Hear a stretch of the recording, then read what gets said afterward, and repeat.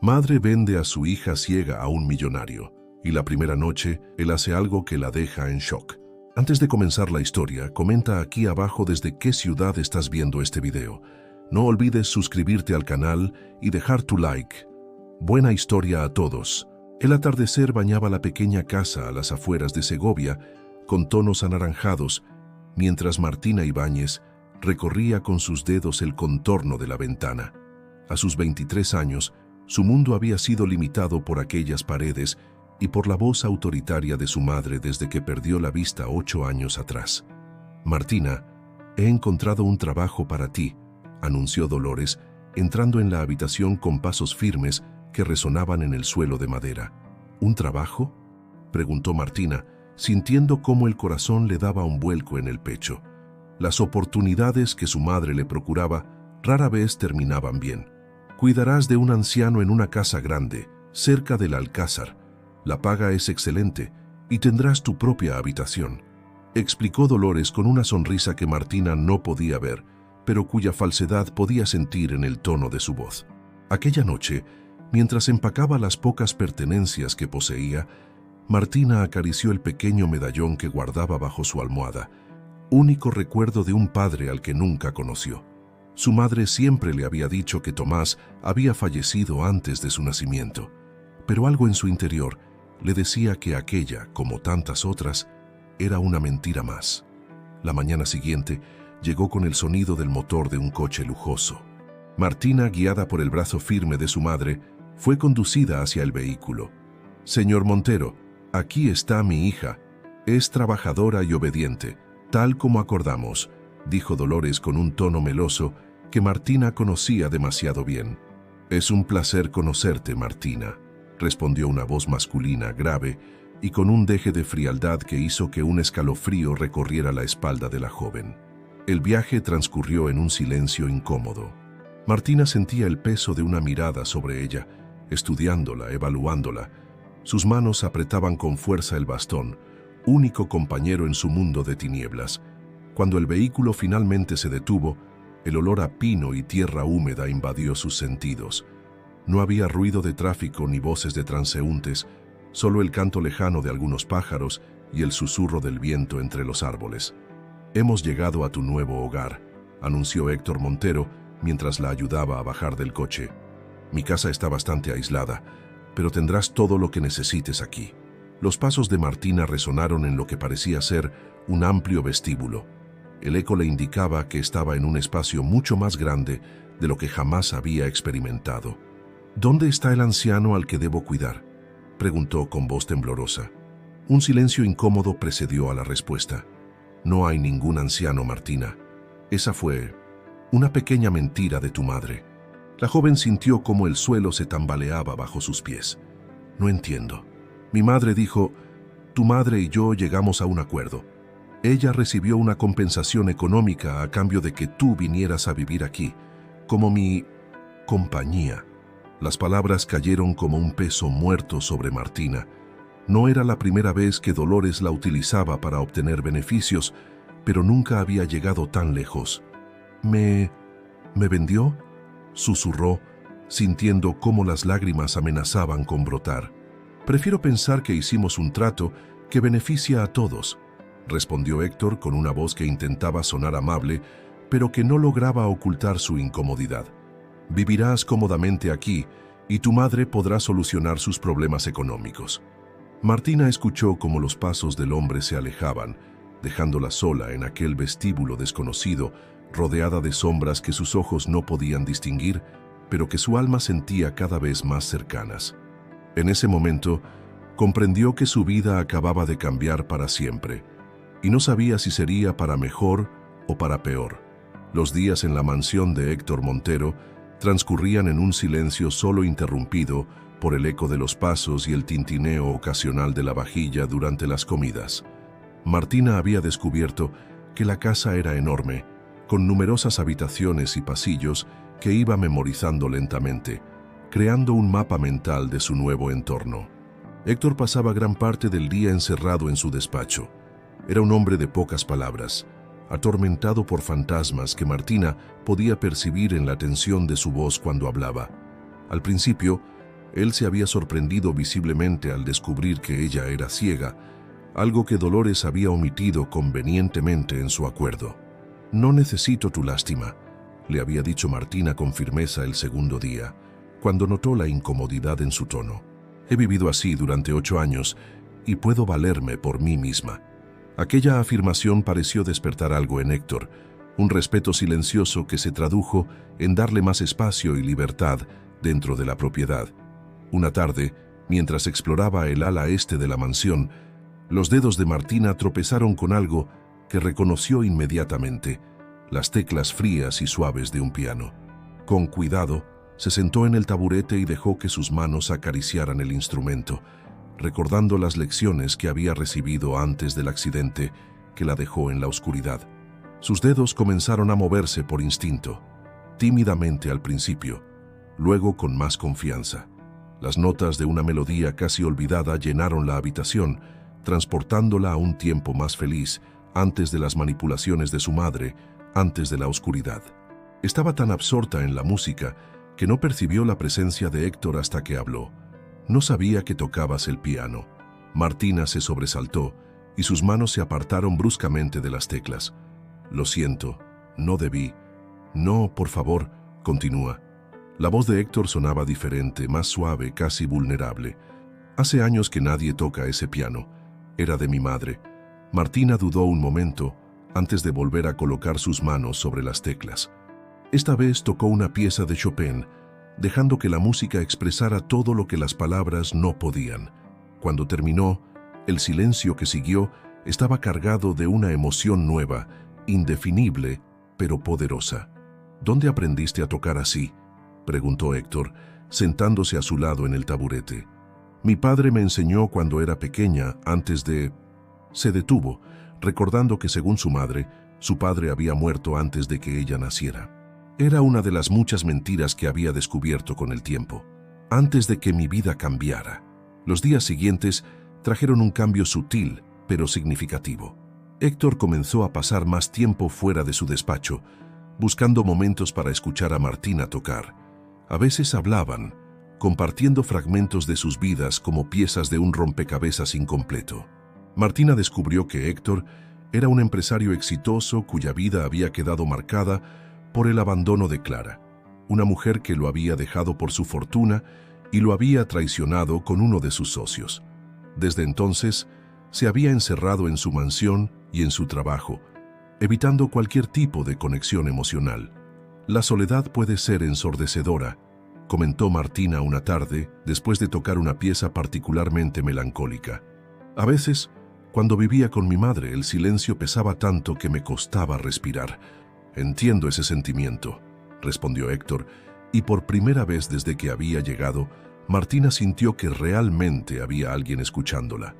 Lo que ninguno de los dos imaginaba era que, mientras esta frágil conexión comenzaba a florecer, una sombra del pasado de Héctor observaba desde la distancia, tramando cómo destruir cualquier posibilidad de felicidad que pudiera surgir en aquella mansión apartada de Segovia.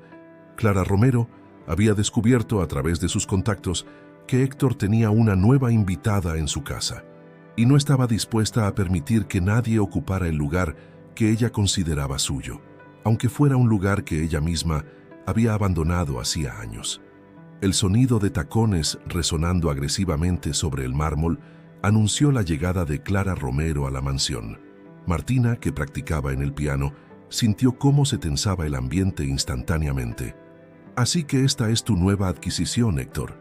La voz de Clara era afilada como el cristal roto. «¿Ahora compras compañía? Qué patético has llegado a ser». «Clara, este no es el momento ni el lugar», respondió Héctor con una frialdad que Martina nunca había percibido en él. «Te agradecería que te marcharas. ¿Sabe ella lo que realmente pasó entre nosotros? ¿Le has contado cómo me alejaste con tus obsesiones y tu control?» Cada palabra de Clara parecía calculada para herir. Martina permaneció sentada en el taburete del piano, con la espalda recta y el rostro impasible, aunque por dentro sentía cómo la tensión crecía a su alrededor.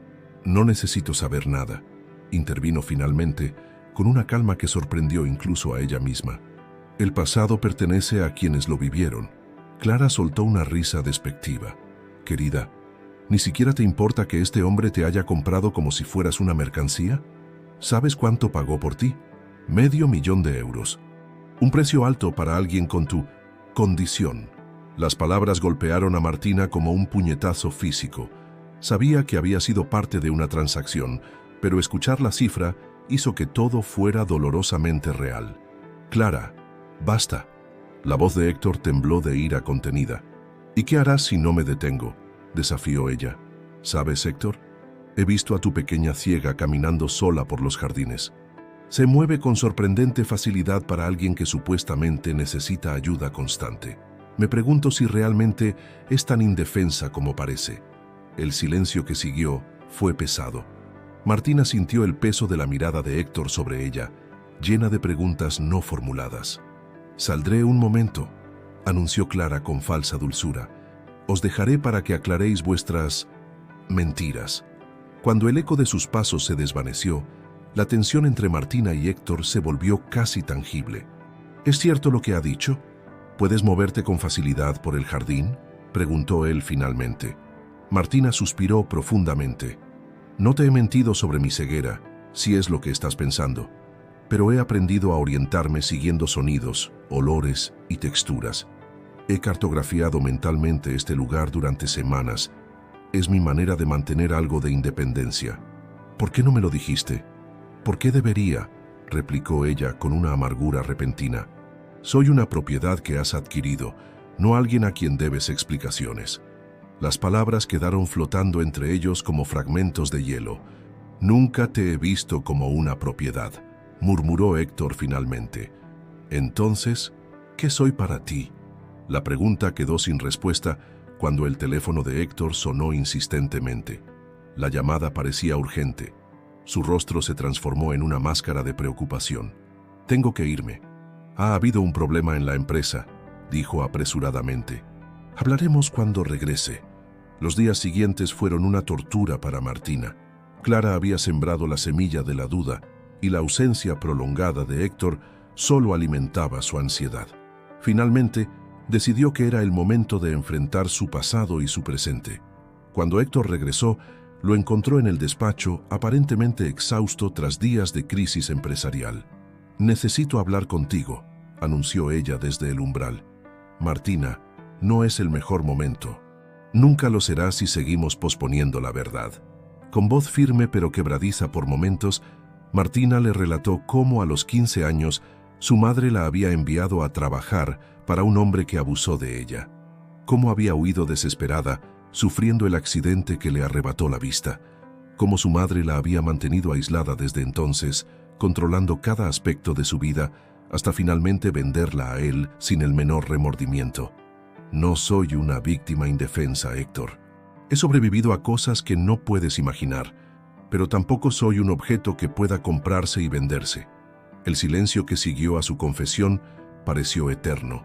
Cuando Héctor finalmente habló, su voz sonaba diferente, como si algo fundamental hubiera cambiado en él. «Lo siento, Martina. Lo siento por todo lo que has pasado y por mi parte en ello. Nunca quise...». Se interrumpió, buscando las palabras adecuadas. «Creo que ambos hemos sido manipulados por personas que deberían habernos protegido». La mañana después de su confesión, Martina tomó la decisión más difícil de su vida: marcharse temporalmente de la mansión. Necesitaba espacio para reencontrarse consigo misma, lejos de las sombras de su pasado y de la confusa relación con Héctor.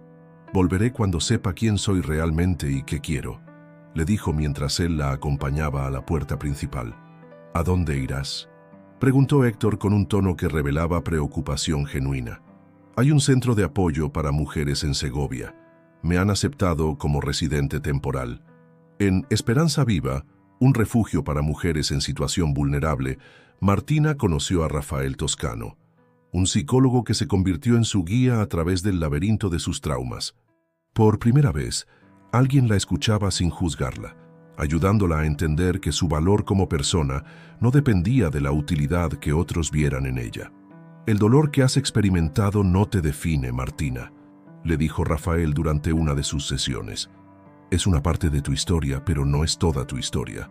Durante esos meses, Martina no solo trabajó en su recuperación emocional, sino que también descubrió una vocación: ayudar a otras mujeres que, como ella, habían sido víctimas de manipulación y abusos. Su experiencia y su sensibilidad única la convertían en un apoyo invaluable para las residentes del centro. Mientras tanto, Héctor enfrentaba sus propios demonios. La ausencia de Martina había dejado un vacío que ni su trabajo ni su fortuna podían llenar. Comenzó a cuestionar las decisiones que lo habían llevado a ese punto, reconociendo la toxicidad que Clara había sembrado en su vida y cómo su propio miedo al abandono lo había convertido en alguien capaz de comprar compañía. Clara, al tanto de los cambios en Héctor, intensificó sus intentos de sabotaje. Descubrió dónde estaba Martina y trató de desacreditarla ante las directoras del centro, revelando el acuerdo económico con Dolores. Cuando esto no funcionó, dirigió su atención a la empresa de Héctor, donde como socia minoritaria comenzó a desviar fondos, esperando desestabilizarlo financieramente. 3 meses después de su partida, Martina regresó a la mansión. Esta vez, lo hizo por elección propia, con una propuesta clara y una nueva confianza en su voz. Quiero transformar esta propiedad en un centro de apoyo para mujeres que han sufrido abusos, anunció a Héctor en el mismo salón donde una vez tocó el piano por primera vez. Lo llamaré Proyecto Amanecer. Héctor, que había pasado meses reflexionando sobre su papel en esta historia, no solo aceptó la propuesta, sino que ofreció transferir la propiedad a nombre del proyecto y aportar el capital inicial necesario. «Es lo mínimo que puedo hacer», dijo con una voz que reflejaba su propio proceso de sanación. «Quiero ser parte de algo que realmente importe, algo que repare en lugar de destruir». Juntos comenzaron a trabajar en la transformación de la mansión. Las habitaciones que antes estaban vacías se llenaron de vida y propósito. El jardín, que Martina había explorado en secreto, se convirtió en un espacio terapéutico donde las residentes podían encontrar paz y conexión con la naturaleza. Cuando Clara descubrió lo que estaban haciendo, intensificó sus ataques. Pero esta vez, sus acciones tuvieron consecuencias. La auditoría interna de la empresa descubrió sus manipulaciones financieras, lo que resultó en su expulsión del consejo directivo y en una demanda por malversación de fondos. «Finalmente podemos cerrar este capítulo», comentó Héctor a Martina cuando recibieron la noticia. «Clara ya no podrá hacernos daño». Pero para Martina quedaba un capítulo pendiente en su historia. Con la ayuda de un investigador privado contratado por Héctor, descubrió que su padre, Tomás Ibáñez, no había fallecido como su madre siempre le había dicho. Vivía en un pequeño pueblo cerca de Toledo, donde Dolores lo había alejado con amenazas cuando Martina era apenas una niña. El reencuentro con su padre fue un momento de profunda sanación para ambos. Tomás había pasado años buscándola, obstaculizado constantemente por las mentiras de Dolores. Juntos, reconstruyeron los fragmentos perdidos de su historia familiar, tejiendo nuevos lazos basados en la verdad y el amor genuino.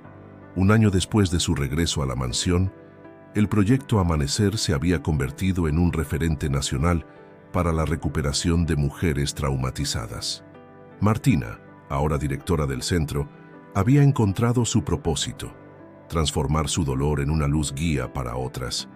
Entre ella y Héctor se desarrolló una relación basada en el respeto mutuo y la comprensión compartida de la fragilidad humana. No era el típico romance de cuentos de hadas, sino algo más profundo. Una conexión entre dos almas que habían tocado fondo y juntas habían encontrado la fuerza para resurgir.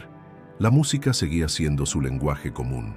Cada atardecer, los residentes de la mansión podían escuchar las notas del piano flotando en el aire, recordándoles que incluso en la oscuridad más profunda, siempre existe la posibilidad de crear algo hermoso. Muchas gracias por acompañarnos en esta emotiva historia de Martina y Héctor. Si te ha conmovido este viaje de superación y esperanza, no olvides suscribirte a nuestro canal para no perderte más historias que tocan el corazón. Tu me gusta nos impulsa a seguir creando estos relatos que inspiran. Cada día compartimos nuevas historias sobre resiliencia y segundas oportunidades, así que explora nuestro canal y encuentra tu favorita. Y por supuesto, nos encantaría saber, ¿qué te pareció el proyecto Amanecer? ¿Crees que Martina tomó las decisiones correctas? Cuéntanos en los comentarios. Mañana volvemos con otra historia que te atrapará desde el primer minuto.